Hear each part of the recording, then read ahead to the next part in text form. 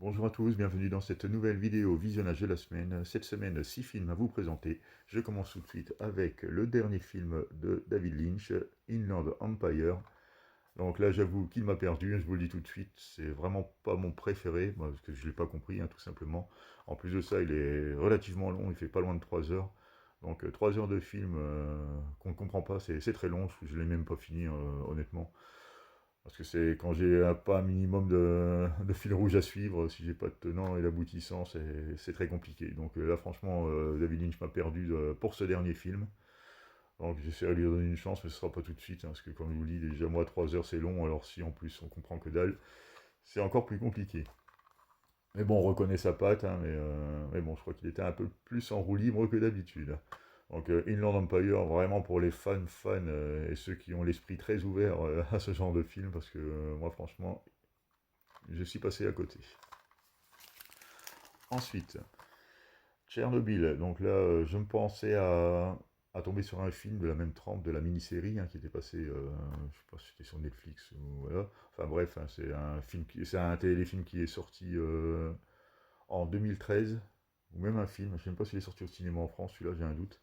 C'est un film ukrainien, donc malheureusement, il ne se focalise pas et il ne creuse pas bien profond sur la catastrophe.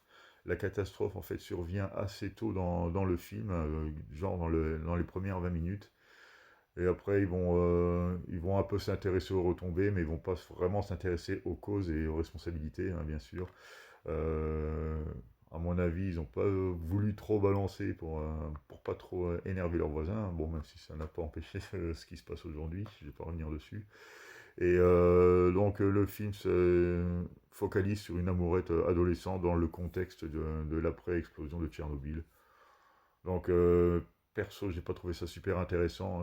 On est dans une romance, certes un peu noire, un peu glauque dans son ambiance, on va dire. Mais non, celui-là m'a vendu du rêve. On m'a vendu un film, enfin déjà rien que la couverture, un film qui creuserait un peu le sujet, mais c'est pas du tout le cas, quoi.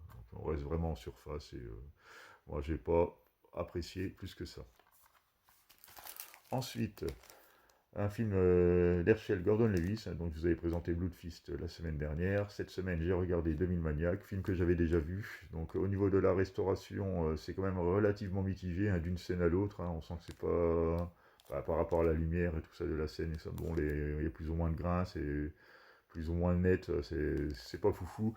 Mais bon, on est quand même sur un film qui a 60 ans, donc ça peut se comprendre. Déjà, il est en couleur, on va pas se plaindre.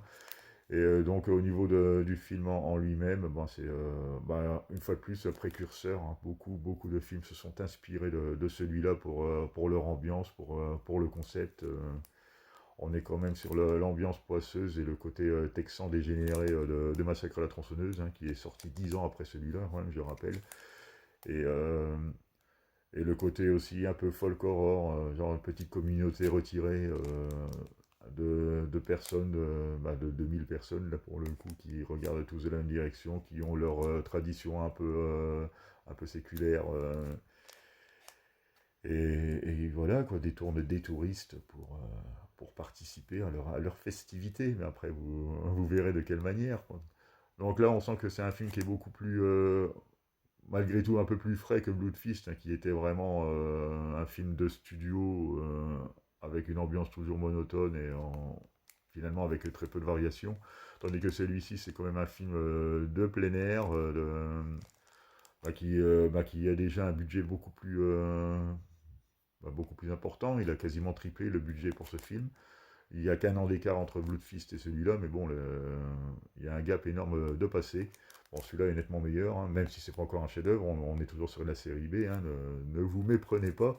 Mais bon, pour les amateurs du genre et tout ça, vous y verrez clairement une base d'inspiration pour beaucoup de films, quoi, qui ont suivi.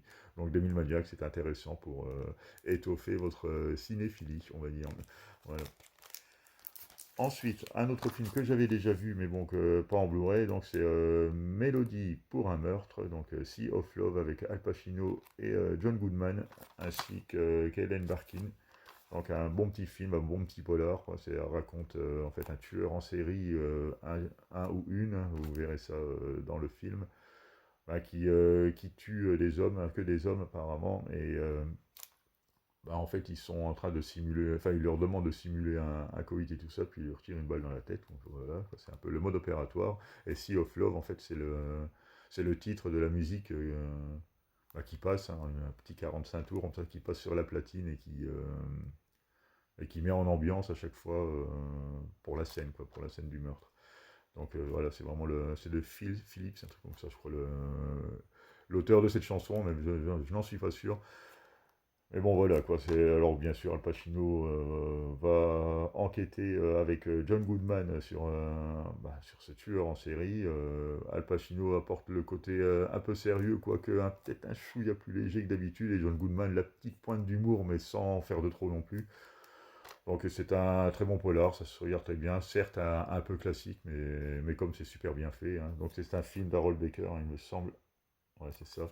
Donc un très bon réalisateur pour ce genre. Donc Mélodie pour un meurtre, si vous ne le connaissez pas, vous pouvez le regarder les yeux fermés, pas en les gardant ouverts quand même. Ensuite, Thanatomorpho, ça fait un petit moment qu'il me faisait de l'œil, donc bon, si vous connaissez le principe, hein, je vous l'avais expliqué lors de sa présentation, c'est l'histoire d'une femme qui voit son corps pourrir, voilà, jusqu'à la décomposition totale, quoi, on va dire. À part ça, ça ne raconte pas grand-chose. Bon, voilà, on retire les scènes gore, c'est généreux en gore, mais bon, à force c'est lassant, 1h40 pour raconter ça, parce que ça parle très peu finalement, on voit juste une dégradation. Et après, un peu d'incohérence aussi pour moi, parce que bon, dès la première tâche qu'elle a sur son corps, pourquoi elle n'a pas été consulter un médecin déjà. Enfin, c'est le premier réflexe que n'importe qui aurait fait. Mais non, elle se laisse pourrir comme ça. Elle garde des réflexes elle est très portée sur la chose, hein, sur le sexe, hein, on va pas se leurrer, et elle continue à s'adonner à des activités un peu olé olé malgré son état de décomposition avancée. C'est un peu bizarre, hein, c'est un peu déstabilisant. On est un peu sur le nécromantique, mais bon, quand même en moins kitsch et en moins tordu quand même, hein, malgré tout. Voilà, je ne sais pas trop quoi penser de ce film. Alors, ça a été une déception, hein, clairement pour moi, parce que, comme je vous dis, le gore pour le gore, c'est vraiment pas ce qui m'intéresse le plus. Donc, si c'est pas étoffé d'un scénario quand même correct, ou même pourquoi pas de comédie, quoi, comme on a déjà vu, qu'on a pu voir dans Branded, dans tous ces genres de films, là on a du gore à gogo, mais bon, c'est tellement tourné en dérision que ça en est drôle, quoi. Mais bon, ça apporte quelque chose de plus que des scènes sanguinolentes. Puis la façon que c'est tourné, j'ai pas trop aimé non plus, parfois des gros plans vraiment très gros, donc jusqu'à ce que ce soit flou finalement, pas mal de plans flous et tout. Enfin, j'ai pas trop compris le délire. Ah voilà quoi, déception pour moi d'Anthomorphose. Je vais pas dire que c'est pourri, que c'est mauvais, mais finalement ça raconte rien, quoi. Du gore pour du gore, ceux qui aiment bien des images dégoulinantes, là ils sont servis, mais bon, faut pas qu'ils en attendent plus. Et le dernier film de cette semaine, The Interview. Donc là une petite comédie, ça va changer un petit peu de ce que j'ai vu cette semaine. Donc c'est avec James Franco et Seth Rogen. Rogen, hein, je sais pas comment vous dites, et un film de Evan Goldberg. Donc celui-là est très drôle, franchement, dès la première scène, on a un Eminem, ouais, bon, le rappeur, hein, qui est invité sur un plateau télé et qui fait une révélation assez, assez intrigante, assez étonnante.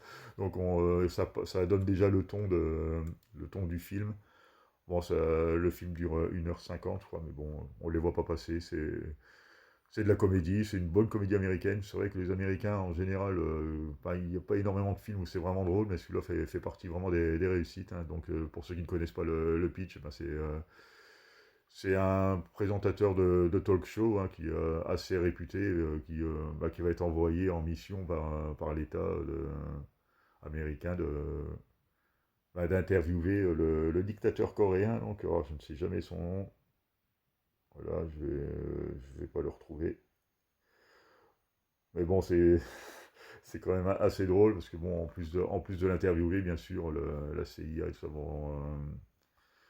je sais pas si c'est la CIA d'ailleurs, mais ils vont s'en mêler, ils vont leur demander en fait bah, de, de le tuer, quoi, tout simplement, parce que ça reste une menace au niveau du nucléaire. Donc ils vont inventer un stratagème pour essayer d'éliminer le dictateur coréen du Nord par empoisonnement. Mais bon, vous connaissez sans doute la méthode, mais je ne vais pas vous en dire beaucoup plus.